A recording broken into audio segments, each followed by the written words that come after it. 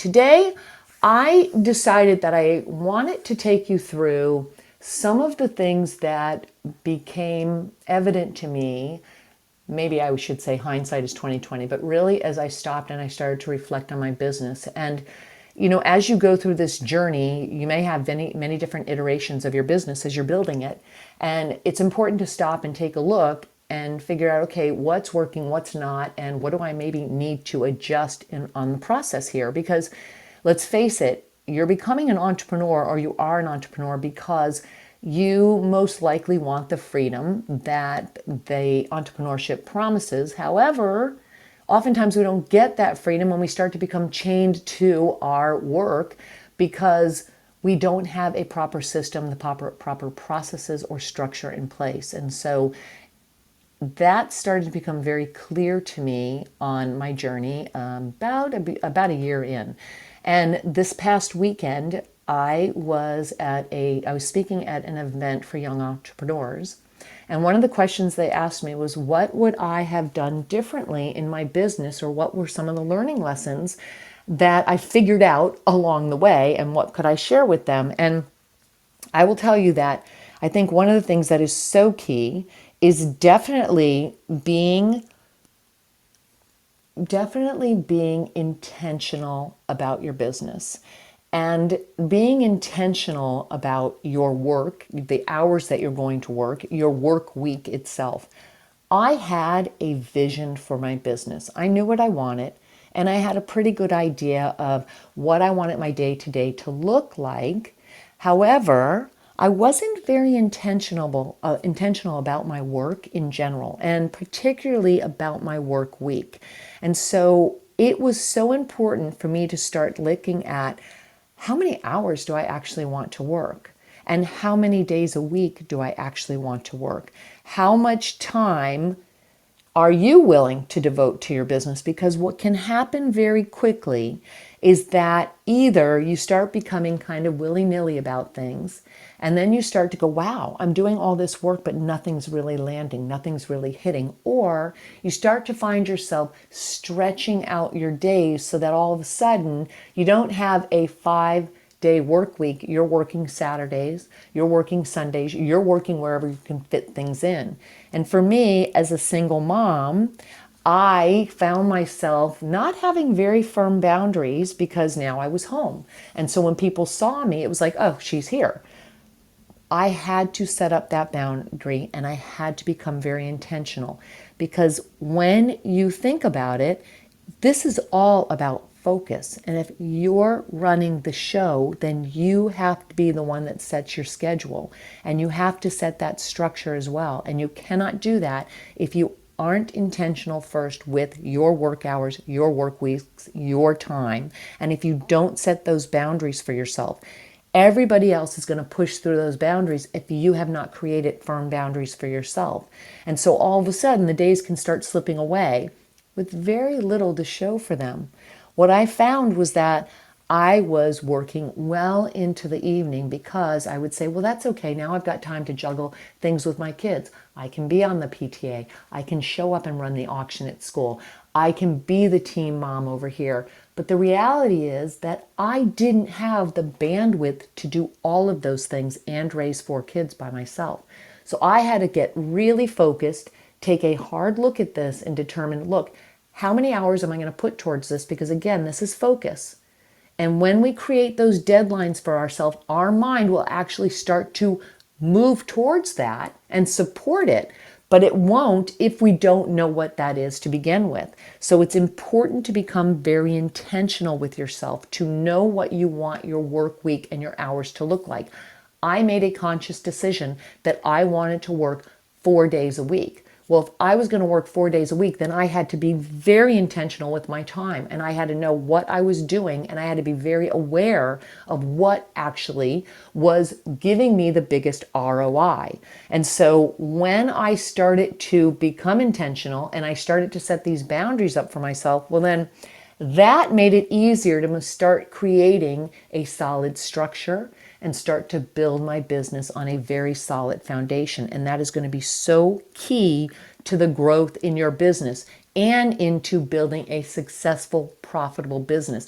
and one that can actually support your lifestyle.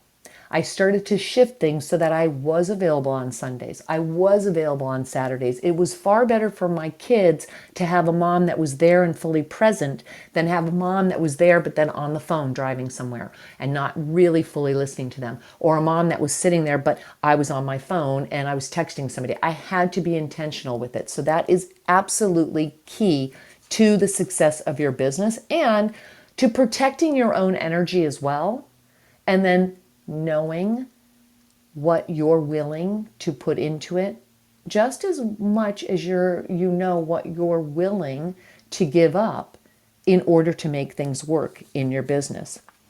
The second one was that I had to pick just one platform, one social media platform. Again, this goes into focus as well. I love to learn. I love to learn, and I'm like a sponge. Like I could absorb everything. If I could be like Avatar, like in the movie, and I could just plug into something so that I could instantly download it and know it and grasp it right away, I would absolutely do that. I was running on the idea that I had to be incredibly visible and I had to be everywhere. But the truth is, you do not have to be everywhere. You have to only be in the places that are going to support your business. Meaning, you have to know who your audience is, where they are, where they're hanging out, and you have to know what makes the most sense to you. I was trying to do so many different things, especially in the digital space and creating an online publication. I knew my audience. I was very clear on that. I was very dialed in on my niche, but I still was kind of jumping around on other things because if something new would come up, I would jump into it and I would think, okay, I got to be over here. I've got to be over here. But all of a sudden, I realized that, heck, I was trying to do so many different things and cover so much ground that it absolutely wasn't working and it was draining my energy. And when you start to try and be everything to everyone and start to show up everywhere, you don't have the bandwidth to do it. You can't physically continue to do that. So that didn't work for me at all. So I then got very clear on what was giving me the biggest ROI. Where was I seeing the most engagement? And where really was my audience hanging out? And then I picked one platform and I focused on that platform and only that platform. And that's what led me in just a few months to quickly grow my business and to expand it into 3 different income sources. But it wasn't until I got very focused on that one platform.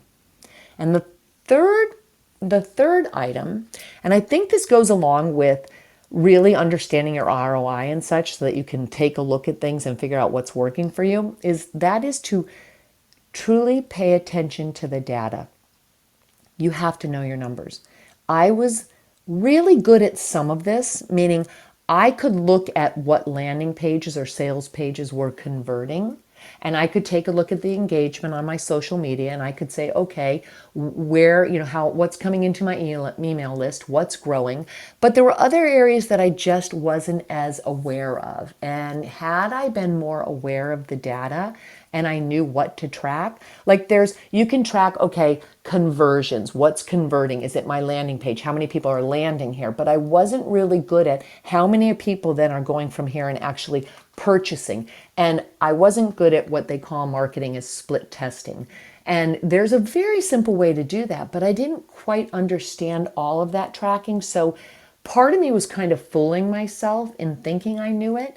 But when I got very dialed in on it and I understood more about tracking these numbers, I could then start to figure out where was my energy best spent. And once I could figure out where I could put my energy, well, then it made far more sense to me. And I started to see a bigger ROI. And when I could see obviously a bigger ROI, then I knew, okay, this is where I need to put my energy. This is what I need to focus on. Because if you don't know your numbers, you don't know that data, you cannot grow what you don't measure. So you have to be willing to take a look at that, even though I think sometimes the numbers can get a little bit overwhelming and we tend to put those things on the back burner because we look at it and we go, oh my gosh, I've got 500 people now on my Instagram. But are those people actually engaging and purchasing? Or are these friends that have been with you and they kind of like on everything that you post, but you're not converting them is this really not your audience? And you have to be aware of that, because that may not be even your ideal audience. So you have to be very dialed in on that to determine, heck, are these truly the people that are going to stay with me, that can turn over to become clients with me? And if not, then you need to take a look at the numbers and you need to figure out where you need to make the adjustments. Is it adjusting something in the social media platform? Is it adjusting something in your landing page or your copy? You aren't going to know that unless you can really pay attention to the data and you actually know what to look for as well. So that's going to be very, very important as you start to try and filter out, okay, where am I best spending my energy and my time so I can truly grow my business? And then the fourth area is to be consistent. Once you figure these things out, then it's important to become very consistent with this so that you know where you can actually, again, put your energy.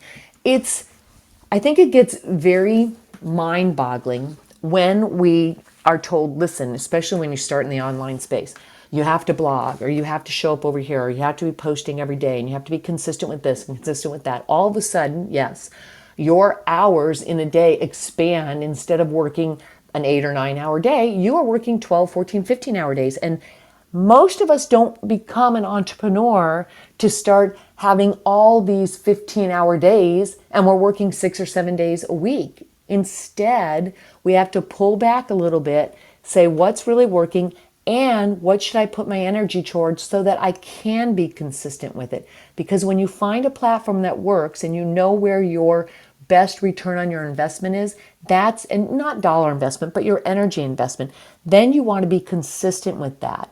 And you want to show up on a regular basis, because again, that is just part of building your network. And that is absolutely going to help build your email list. It's going to absolutely help build your visibility. It's going to absolutely help you to build your client base as well. So it's really important that you are consistent. I would get very consistent with my blogging, and I love writing. So for me, the blogging was fine, but then I started finding that, man, this is taking a lot of time. So then I started recording things. But then it was like, oh, now I have to download, now I have to maybe edit, or I have to change some things here. And so I had to take a look at that and figure out, well, maybe I should write 3 times a week and record twice, or vice versa. You have to figure out what's best for you, but you have to become consistent with it once you know the thing that is working for you. And there is a way to do this. I'm not going to go in through all of that today, but there is a way to do that. The fifth thing is to repurpose. Oh my gosh, there were so many things that I was creating, and I would go back and I would recreate something that I already had, at least half of it, but I forgot that I had it. And so I had to get really good at labeling things and filing things, and then knowing, okay, I can pull from here and I can add it to something else. But even in my blog posts, I was realizing that I could take content from that and I could repurpose it onto maybe a landing page or into a social media post. But I wasn't really good at that. I could have just taken snapshots of little pieces of blog posts that I had been writing and easily create 10 different social media posts on it, or even an article for LinkedIn. For me, LinkedIn was the big thing, especially for the online magazine. I wasn't doing that at the time, though. I would just go, oh, I'm just going to get on here and I'm going to write something quickly. Because in my head, I was thinking, it's so much faster for me to just open up LinkedIn, quickly write something, boom, ready to go. But had I just gone to my blog post and I had those labeled and I knew where things were, I could easily have just cut and pasted something and then send people over to that article and back again. One way to repurpose. But then, of course, there were many other things too. I could have repurposed a lot of the talks. I give a lot of talks. Recording those talks and then taking that information and cutting it up into little bite-sized pieces. Well, now I'm finding I can obviously do that on TikTok if I want to get on TikTok. I can do that into Reels as well. There's so many ways in which you can repurpose your content, but I wasn't great at doing this when I first started because I didn't quite know how to do it myself, and because I didn't have the time. I was juggling far too many other things. This is why I say it is so important to have the structure in your business. When you have that structure and you have the processes in your business, then it is far, far easier to truly start to create that freedom type lifestyle that you're after as an entrepreneur. Without that structure, heck, you are just spinning your wheels and you get set up, really you kind of get set up for failure, because it starts you down this path, or it takes you down this path where you eventually are just going to hit burnout. And there's honestly no way around it. It's easy to hit burnout when you can't figure out where your time and energy is best spent, and when you're trying to constantly recreate things and you're starting to do things over and over and over again. So it's hard to actually keep things going. So that's why it's important to have that structure and know what's really working for you. But again, the fifth thing for me was to really repurpose everything. That was so important in my business, in helping me on this journey and helping me to grow and grow quickly without just tearing my hair out. Because other than that, I was just trying to do so many different things. And then when I looked back, I'm like, oh, I already created that.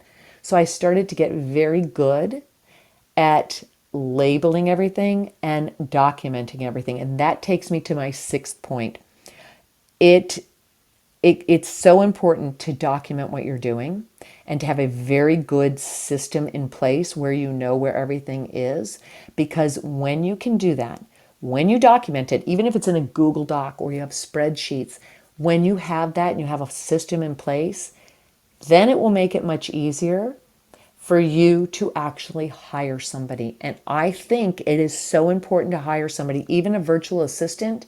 Virtual assistant, there are so many virtual assistants that you can get for a low cost that can help you in building your business and take a lot of things off your plate. So if you are if you are thinking that you really want to build your business, long-term plan is to think in terms of how quickly am I able to get some help in here that can help take things off my plate.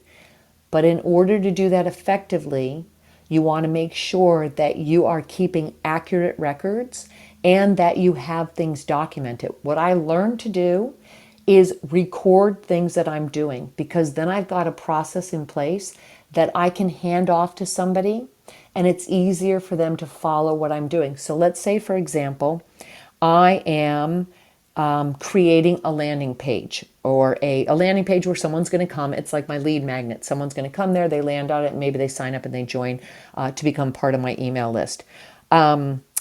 If if I'm creating that, then what I've learned to do now is to actually not just take screenshots, but I start to record it as well. Because as I record it, now I've got something that somebody else, I can easily hand off to somebody else, and I can show them what the process is and how I go through that process to actually ease things.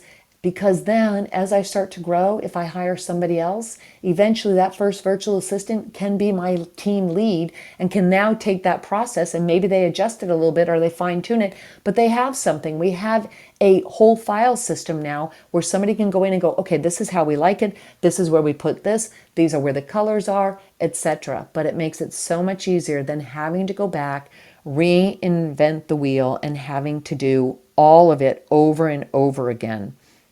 So again, number 6 is to really keep accurate records, document things so that you're able to hand it off to somebody by hiring somebody and bringing somebody on. That's going to be so important on your in your growth of your business, because man, you can't grow a profitable business if you're trying to do everything by yourself. It is so important to be able to have somebody that can help you. Even if you outsource things initially, then you still want to make sure that you have a process in place that you can then start to share with others, so it makes it a little bit easier for them as well. I'm going to quickly just see if I can ping a few other people in here. Again, I was in ping jail, so they keep giving me blocks here and it's making it a little bit harder, but we'll see. And if that works, great. Okay, so my seventh one and my final one is that I think it's really important to build a supportive network around you. I did feel like I had a network of people around me, but I think that I could have been better about expanding that and really showing up and being invested with other individuals and what they were doing as well. Because, especially in the digital space, you can very quickly build affiliate partnerships. And when I talk with coaches that are trying to build a business, or maybe they have a group coaching program and they're trying to build a course and they want to automate that course. If you look around, most of these very successful coaches, and I'm sure you've seen this, they have affiliate partners that are helping and they help each other back and forth. And so it's important to have that network. And it's not just for affiliate partnerships, but it's important to have a good, solid group of people that are walking a similar path as you so that you can share ideas with each other. You can bounce those things off of each other. I also would have hired a coach much faster. I did hire coaches, but further on down into the business. And I will tell you, I've had my share of some coaches that it sounded great. And then I hired them and I got into it. And I'm like, oh my gosh, I felt like I was further along than they were. And so I think if I had had a very supportive network around me that truly knew me and knew what I already knew, I would have had more understanding, or maybe more insight as to who might have been a better fit for me at that time. So I think it's so important to have a very strong network around you as well. And so those are truly my 7 steps. Those are what I went through with this group of young entrepreneurs. Again, I look back and I think, wow, had I, again, hindsight's 2020, right? And I truly believe that we're in the right place at the right time. And if I was meant to take action on some of these things, okay, maybe I would have, but also that it's part of your growth. It's just part of your journey. But I do think it's important to stop and take a look at those things so that you can say, holy cow, I'm finally able to understand here. Holy cow, I'm able to really figure out where I need to stop, reflect, maybe make some adjustments as well, so that I can actually start to get more traction in my business and actually start to build or create that freedom lifestyle and that flexibility that I truly wanted up front. I feel like while I was learning quite a bit in my first year of building that online magazine, and while I was making money, and as I said, within 2.5 months, actually, I was able to create 3 different income streams, man. I was running around trying to do so many different things that, yes, it was great that we were making money, but man, I needed to bring on somebody faster. I needed to start delegating faster. I think that would have eased things quite a bit. I think my energy would have been more protected. And I think I would have also seen where I should have focused my energy and my time more fully, because it took me a while to let go of something that I kept thinking was necessary. But when I finally did take the time to look at my numbers and reflect at things, I thought, Ian, this is just not really working for me. This is not the business that I truly wanted. This was the online magazine in particular.